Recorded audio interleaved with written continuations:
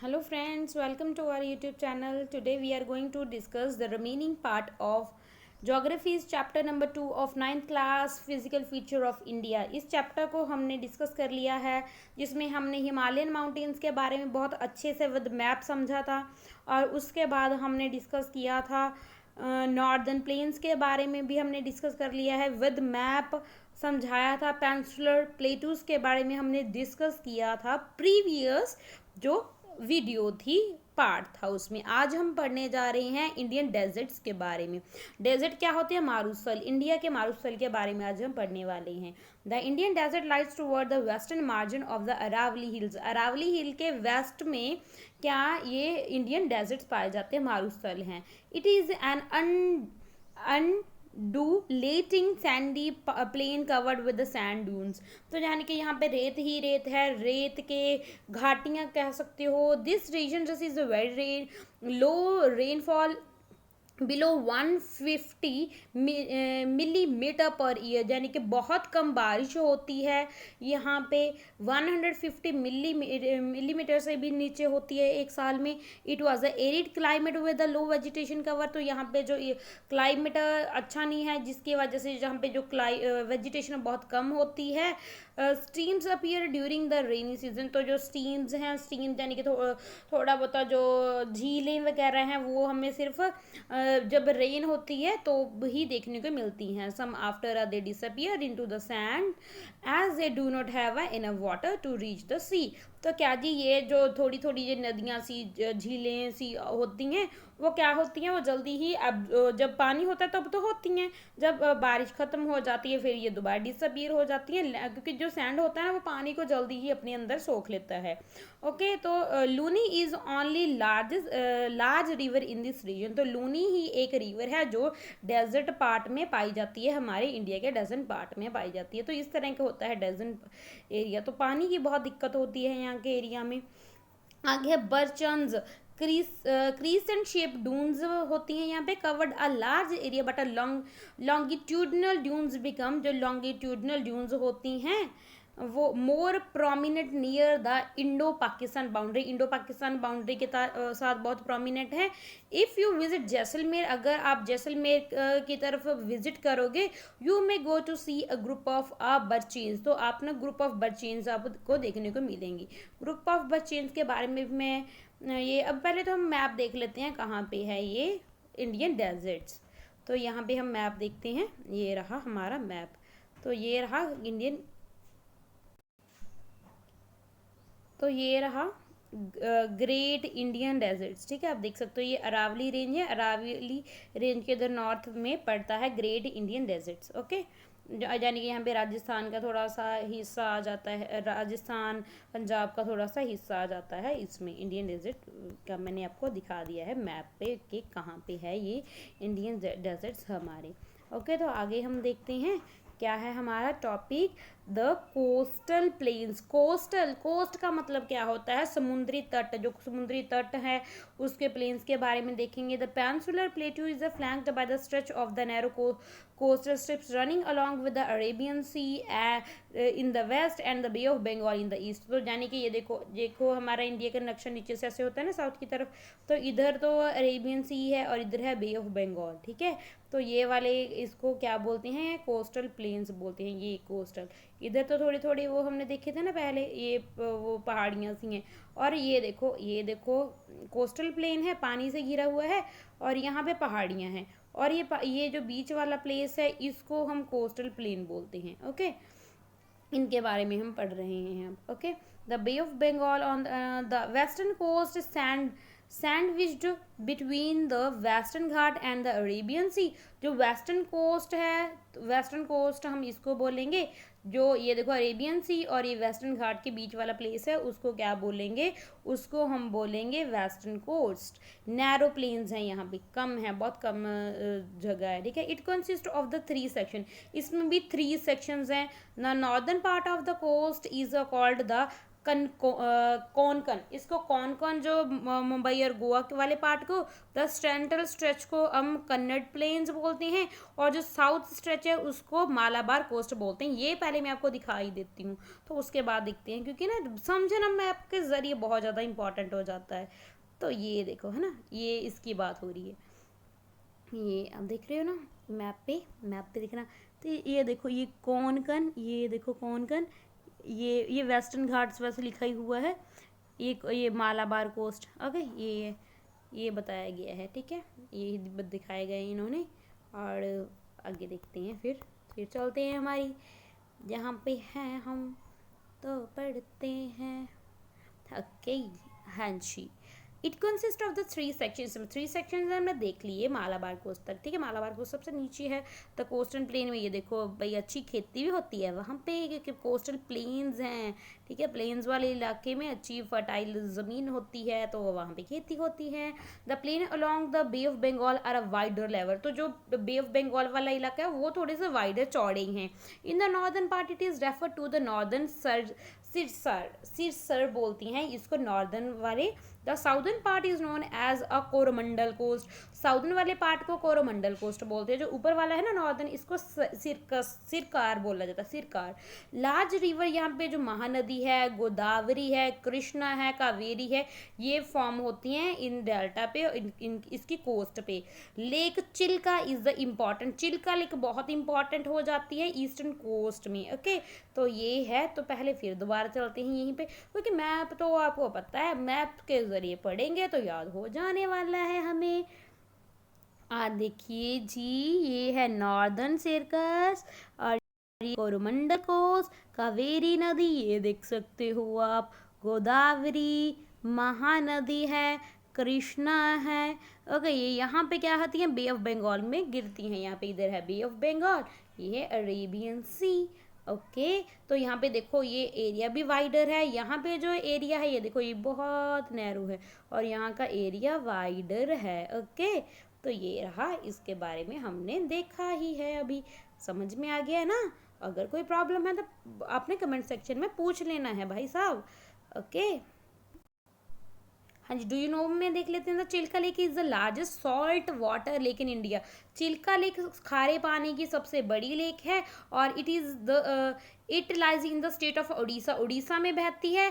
To the south of the Mahanadi, Mahanadi के south में, यानी कि महानदी जो रिवर है उसके नीचे बहती है, उड़ीसा में बहती है, और इंडिया में सबसे बड़ी खारे पानी की लेक है, तो इम्पॉर्टेंट हो जाता है, इसको याद रखना है। बहुत से एग्जाम में चिल्का लेक के बारे में पूछा भी गया है। देन द आइलैंड्स, आइलैंड क्या होता है, आइलैंड जो चारों तरफ पानी से घिरी हुई जमीन को हम आइलैंड बोलते हैं। You have already seen that the India has a large main land, तो हमने देखा है इंडिया की जो मेन लैंड है वो तो बहुत बड़ी है। बिसाइड दिस, इसके अलावा भी हमारे इंडिया में 2 ग्रुप्स ऑफ आइलैंड्स हैं, एक आइलैंड नहीं ग्रुप्स ऑफ आइलैंड्स हैं, 2 ग्रुप्स हैं, और आप उन आइलैंड्स को मैं आपको दिखा दूंगी। तो आइलैंड ऐसा होता है, ये देखो चारों तरफ से पानी से घिरी हुई जमीन को हम आइलैंड बोलते हैं। Locate the Lakshadweep island group lying coast on the Malabar coast of Kerala, Kerala के मालाबार कोस्ट में। This group of island is composed of the small coral island, earlier they were known as Laccadive, Minicoy and Amindivi. तो इनको पहले ना ये जो आइलैंड हैं मालाबार कोस्ट पर, लक्षद्वीप आइलैंड, इनको और नेम से जाना जाता था। क्या क्या था, लकाडाइव, मिनिकॉय, एमिन डाइव बोला जाता था। 1973 में क्या होता है, these were named as Lakshadweep, 1973 में इनका नाम रखा जाता है लक्षद्वीप। पहले इनके नाम और थे, 1973 में नाम होता है change, these are named as Lakshadweep, तब नाम रख दिया जाता है Lakshadweep. Okay, it covered small area, इस ये 32 स्क्वायर किलोमीटर एरिया कवर करता है।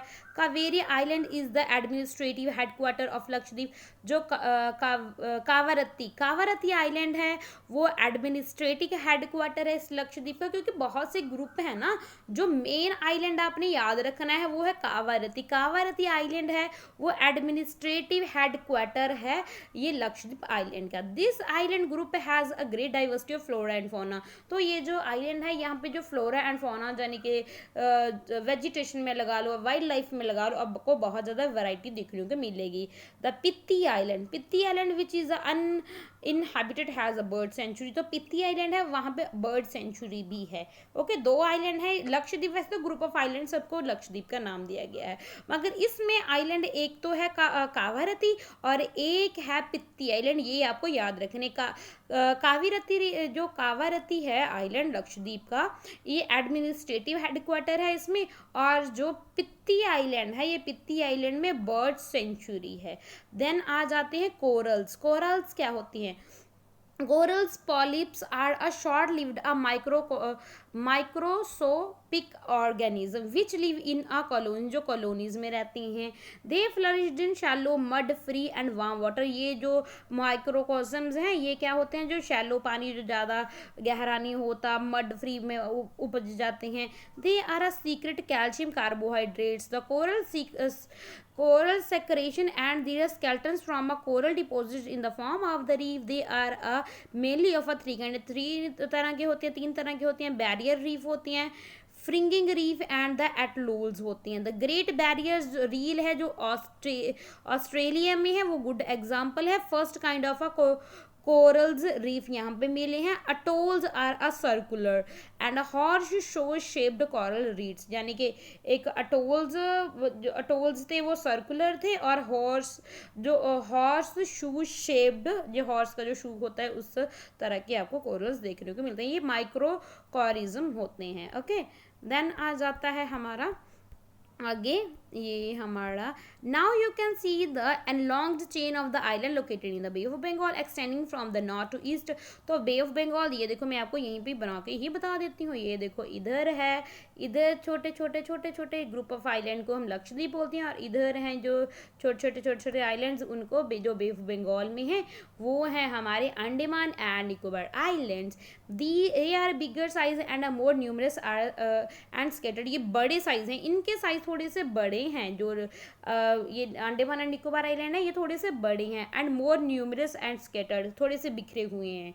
The entire group of island divided into two broader categories. इनको दो बड़े हैं ना, थोड़े दूर भी हैं, इसी करके इनको अलग अलग नेम दिए गए। अंडमान इन द नॉर्थ, जो नॉर्थ में है, नॉर्थ यानी कि ऊपर वाले साइड में उसको अंडमान, जो नीचे वाले है उसको निकोबार बोला गया है। ओके, अंडमान निकोबार, अंडमान ऊपर वाला, जो निकोबार है नीचे वाला।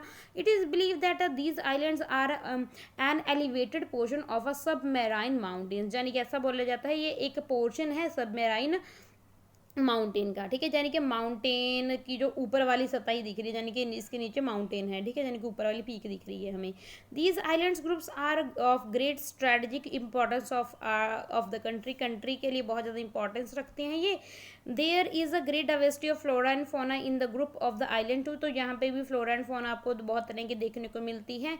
These islands lie close to the equator, ये इक्वेटर के नज़दीक लाई करते हैं। And experience equatorial climate and has a thick forest cover. तो यहाँ पे फॉरेस्ट भी बहुत घने हैं, इक्वेटर से पास होने के कारण यहाँ पे इनको अलग क्लाइमेट एक्सपीरियंस भी होता है यहाँ पे। इंडियाज ओनली अचीव a volcano is found on the Barren Island in Andaman and Nicobar group of island. तो इंडिया में जो एक्टिव वोल्केनो है वो बैरन आइलैंड में, अंडमान एंड निकोबार में पाया जाता है। ओके, तो ये पहले ना अब हम मैप में दिखा देती हूँ अंडमान एंड निकोबार आइलैंड्स को भी, क्योंकि मैप में मैं कितनी बार बोलूँ भाई, ये मैप में देखना ज़रूरी होता है ना।